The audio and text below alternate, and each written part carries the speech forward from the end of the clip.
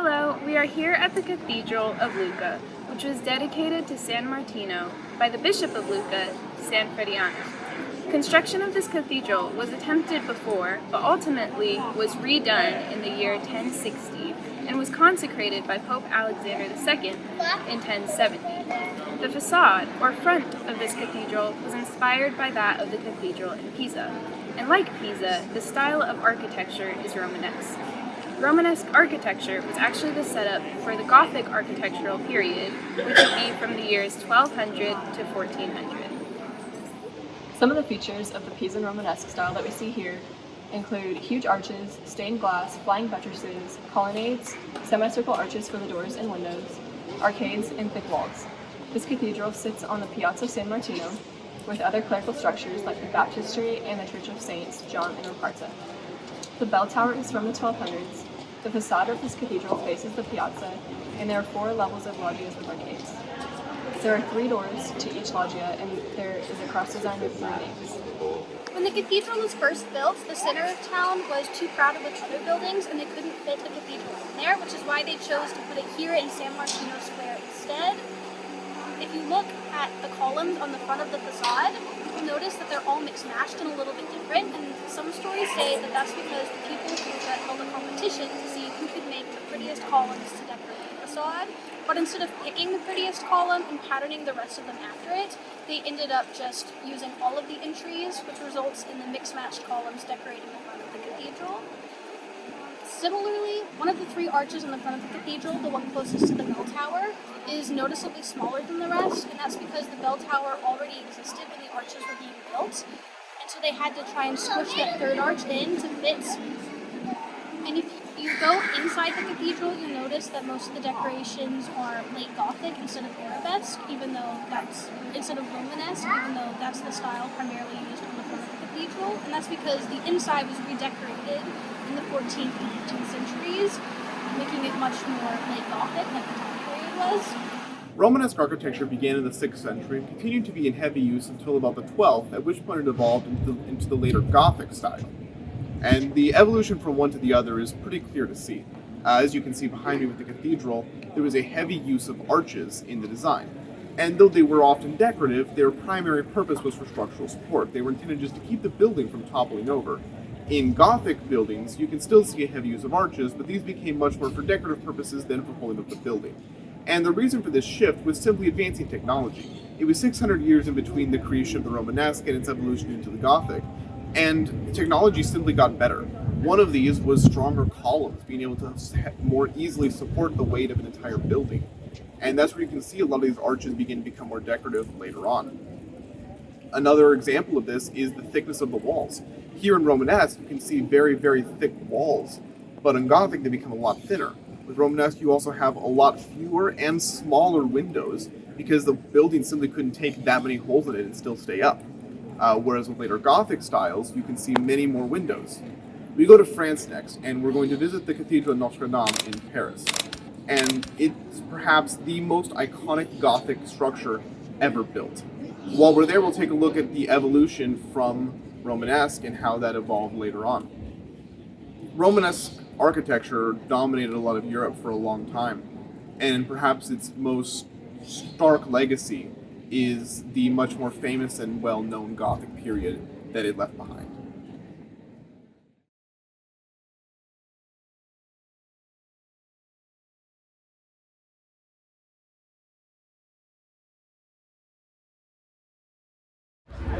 We are here at the Cathedral of Notre Dame de Paris, which literally means Our Lady of Paris in English.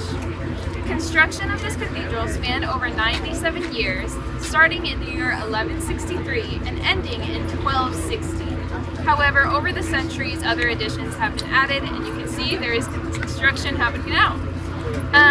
This cathedral was dedicated to the Virgin Mary and is located on the Ile de Cité, which is an island in the middle of the River Seine. It's a French Gothic architectural style and is the most famous cathedral in the medieval Gothic style.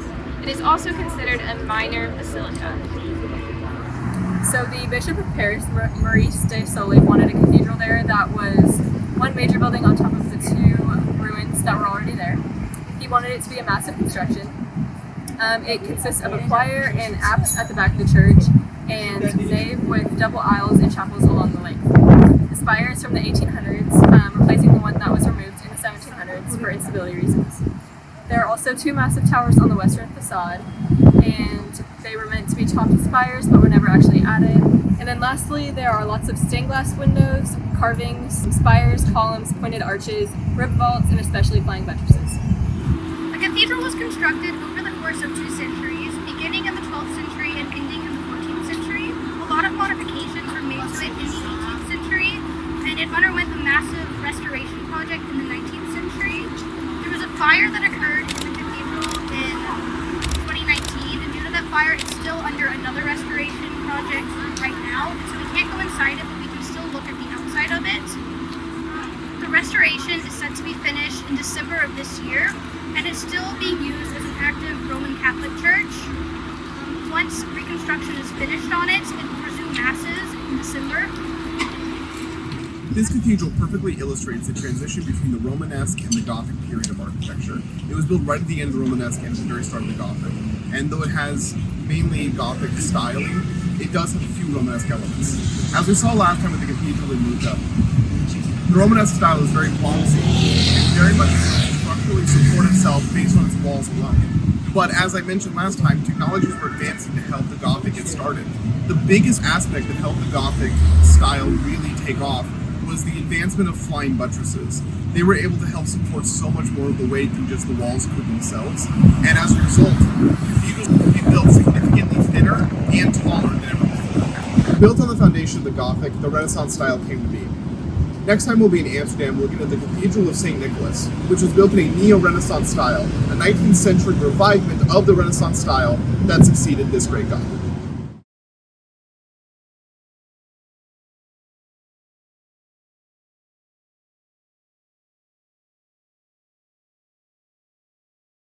Amsterdam has a rich history of artistic might and is home to many churches.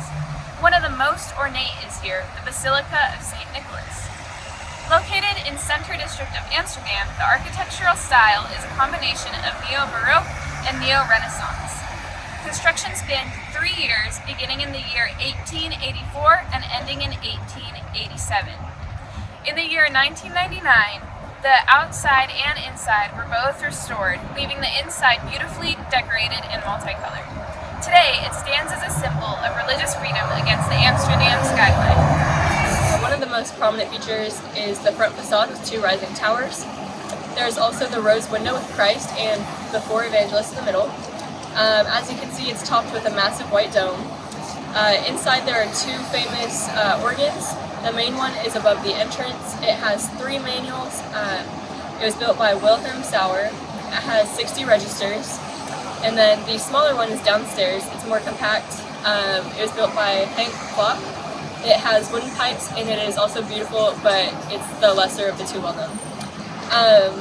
There are the sculptures of the 2 patron saints, Peter and John. There are also 2 major figures in Dutch Catholicism, Pope Leo XIII and Bishop Shaveman. The high altar is built from stone and copper, surrounding the 4 angels. Above, a statue of Jesus with outstretched arms for all to come. Inside the cathedral, there is lots of arts, including murals on the wall and ceiling. There are also wood carvings by William Mendelberg. And then the stained glass is by Max Weber, and then the glass depicts the story of St. Nicholas, the primary patron saint and namesake of the church. In 1578, Protestants assumed power in the city and they legalized Catholicism, forcing the Catholic Church underground and preventing them from accessing their buildings. The largest underground church became the Second Church of St. Nicholas, and when Catholicism was made legal again in 217 years, they built the Second Church of St. Nicholas. This building, to be their location, it became a minor basilica very recently, only 12 years ago in 2012, and Mass is still held here on a regular basis, along with concerts that are heavily supplemented by choirs and the 2 organs located inside the building. This basilica was designed by Adrianus Place, who combined a lot of Neo-Baroque and Neo-Renaissance styles into one building together. The Neo-Baroque was a late 19th, early 20th century revivement of the former Baroque period that had dominated so much of Europe in the 17th and 18th centuries. The Neo-Baroque retained a lot of the elements of the original Baroque. One such that we can see here is the ornateness of the interior. The Baroque period had almost a gaudy style of just how rich the ornate everything was, and that's evident here. The Neoclassical style, on the other hand, was an 18th century revivement of the classical style from ancient Greece and Rome. It was an idea of returning to the baseline principles of scale, order, proportion, and precision. Neoclassicism was concerned with the core tenets of the original classical architecture style of grand buildings built of logical geometry. That's most evident in the Doric pillars you can see here at the base of the cathedral. These two styles were almost polar opposites, with classical being very minimalist and Baroque being overly maximalist. And they created a contrast where you have Baroque kind of more at the top of the building and the classical at the bottom. One thing they do have in common though is desire to return to the past. They were influenced by cultures that had nostalgia for centuries gone by, both ancient with the classical and relatively contemporary with the Baroque. Not all architects in the following decades would feel the same way, however. As a result, expressionist architecture began to crop up in the early 20th century. It was a desire for freedom from the tradition of styles like Neoclassicism and Neo-Baroque that looked toward the past, and Expressionism was an idea for the future. Next time we'll be in Reykjavik visiting the Hallgrímskirkja, one of the greatest wonders of Expressionist architecture.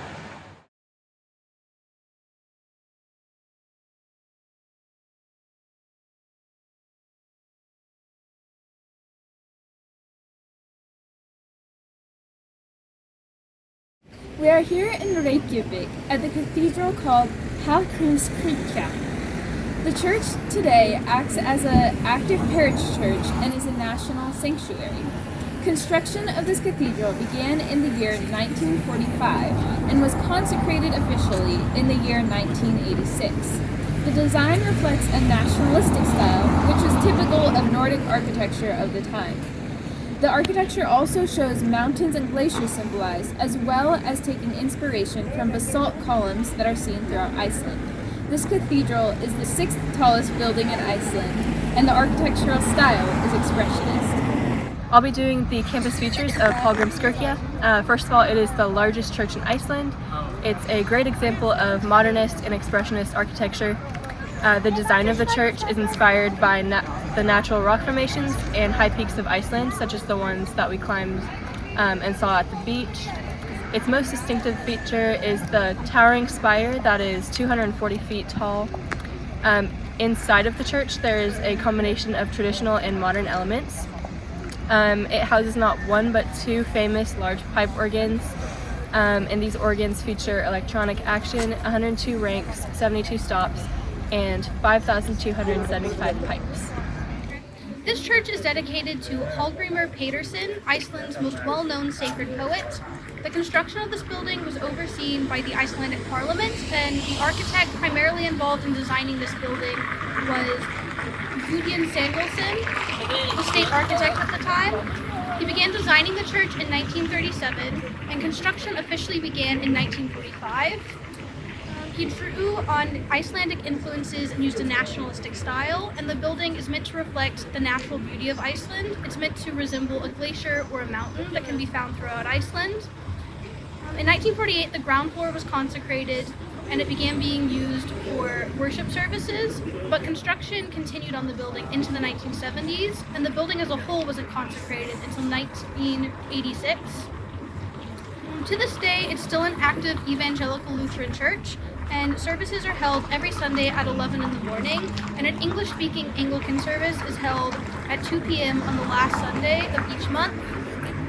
As Effie said, this church was designed by Icelandic architect Gudjon Samuelsson, who lived from April 16, 1887 to April 25, 1950. And he designed some of the greatest buildings in Iceland, like the Landakotskirkja, the University of Iceland, the National Theatre, and of course, the Hallgrímskirkja here.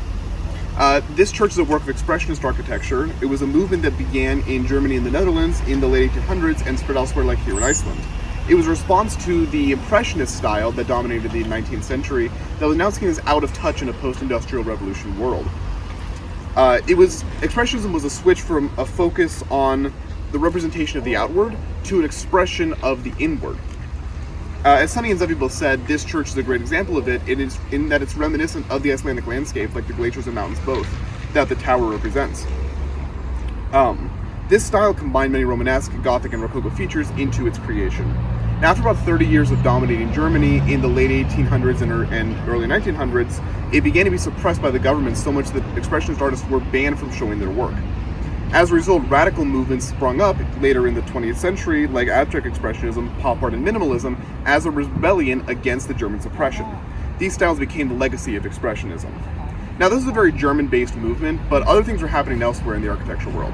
In Italy, in the late 1800s, Neo-Renaissance was popping up as a new style, as a revivement of the 16th century style that had dominated so much of Europe at that time. One such church is the Cathedral Basilica of St. Dionysius the Areopagite in Athens, Greece, where we'll be next time.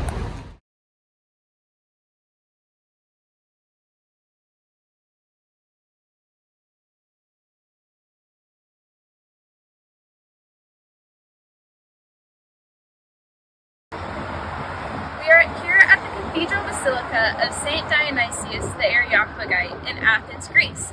This cathedral was dedicated to the patron saint of Athens, who was converted to Christianity by the Apostle Paul. St. Dionysius was the city's first bishop as well. Sometimes referred to as the French name of Cathedral of St. Denis, this cathedral is located in the district of Kolonaki. A small temple used to stand here before this basilica was built in the year 1853. The architectural style is considered Neo-Renaissance, but features of the Neo-Baroque and Neoclassical architectural elements are present as well. This cathedral, right next to me, is the three-aisle basilica of the Neo-Renaissance style. It has elaborate arches and pillars that result in an imposing temple with simple architectural lines of Athenian classicism. The roof is supported by 12 columns, 5 meters each, made of green marble from Tinos. On the inside, the platform of the chorus, with the pipe organ on top, was designed in 1888 by the architect Paul Chambeau. There are also 2 marble pulpits, which are the stands of the speakers, donated by the Emperor of Austria. On the inside, it is also decorated with painted murals and 8 stained glass windows on each side. The windows were made in the 1890s and have since been restored in the 1930s. The church was originally designed by Leo von Kleins, but his plans were revised by the Greek architect Lysandros Kaftanzoglou. Construction on the building began in 1853 and it was inaugurated in 1865. It is dedicated to St. Dionysius the Areopagite, the patron saint and the second bishop of the city of Athens. The stained glass on the sides of the windows was added in the 1890s by Carl de Boucher. It continued to be added onto into the early 1900s. In 1962, Princess Sophia of Greece and Juan Carlos of Spain were married in the building. The interior and exterior were restored between 1992 and 1998, and today it is still a functioning cathedral, offering Greek lessons to the public and having meetings for local youth. It is open daily from 7 in the morning to 1 in the afternoon, and again from 5:30 in the evening until 8 o'clock in the evening. As Sana mentioned, this cathedral was built in a Neo-Renaissance style. This style began in France in the 1830s and spread to the rest of Europe and America as well. It lasted throughout the majority of the 19th century and was primarily a revivement of, yes, the Renaissance style from old, but also it incorporated a lot of Gothic and Baroque elements in its architecture as well. Particularly when it came to the interiors, the Baroque and Gothic had a heavy influence in the ornateness and scale. The Europeans in the 19th century viewed the Renaissance time period as the freedom of culture and individualism, and the Neo-Renaissance style does its best to reflect that in its complex styling. A lot of cultural sites, administration buildings, and even private homes across Europe and the US are built in this Neo-Renaissance style for its use of beauty and structure. It harkens back to the old world, even in Europe, as kind of the time period before, with massive structures that span many different eras from the Renaissance and the Baroque and the Gothic. Its use of combination of these creates a legacy of sophistication for all time. Now, however, it is not the only style with a longing for the days gone by. The Neo-Byzantine architecture style was equally grand in scale, and we'll be talking about that next time at Westminster Cathedral in London, UK.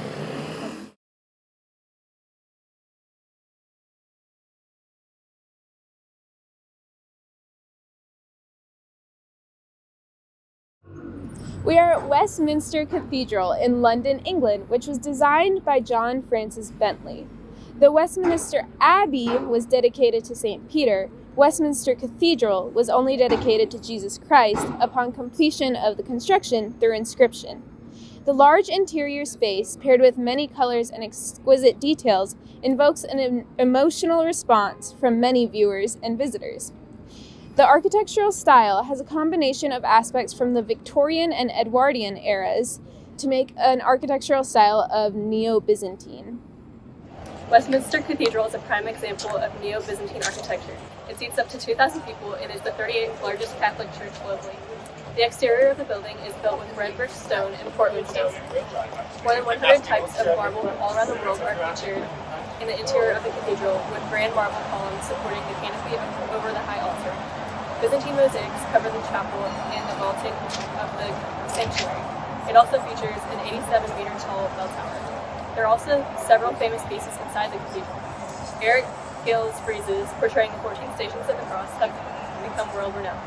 Westminster altar is also a single block of Cornish granite weighing 12 tons and measuring 12 feet by 4 feet.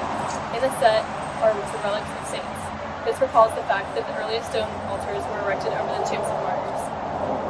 Lastly, Westminster Tabernacle is located in the Blessed Sacrament Chapel. Above it, wings outstretched, is a pelican, a symbol of sacrifice. This church building was designed by the architect John Francis Bentley, but it was designed to meet the request of Cardinal Herbert Vaughan, who wanted a cathedral with a large interior that resembled the early Christian Roman basilicas. The cathedral contains the remains of St. John Southworth, a Catholic priest who served the poor of Westminster before he was sentenced to death during the interregnum of Oliver Cromwell. Every year on Southworth's feast day, June 27th, his casket is placed in the center of the nave and his life and death are remembered. This is the only cathedral in England that 2 popes have celebrated Mass at. In 1981, St. John Paul II attended Mass here, and an inscription on the sanctuary steps marks his visit. In 2010, Pope Benedict XVI attended Mass here, and his visit is marked by an inscription on the main west door. And then in 1995, Queen Elizabeth II attended Vespers at Westminster Cathedral, which marked the first time since the Reformation that a British monarch had attended a Catholic liturgy. As Sana mentioned, this cathedral was designed by John Francis Bentley, and it's the largest English Catholic church in the nation. It may not be that old, because it had to wait until Catholic tolerance was allowed, only being finished in 1903, but it harkens back to the oldest architecture style of Christendom, the Byzantine period. This building being constructed in a Neo-Byzantine style reflected Bentley's personal love for color and detail, something that this cathedral has in spades with its bright red brick, marble accenting, and green roofs. It also mirrors Roman basilicas with its massive interior. Byzantine architecture began at the heart of the Byzantine Empire in Istanbul, then called Constantinople, and the style took Roman designs and expanded on them, adding more domes, mosaic walls, a lot of vertical ridges, and greater glorious spaces. This works very well as the climax for our entire Guiding Europe project over these 6 countries.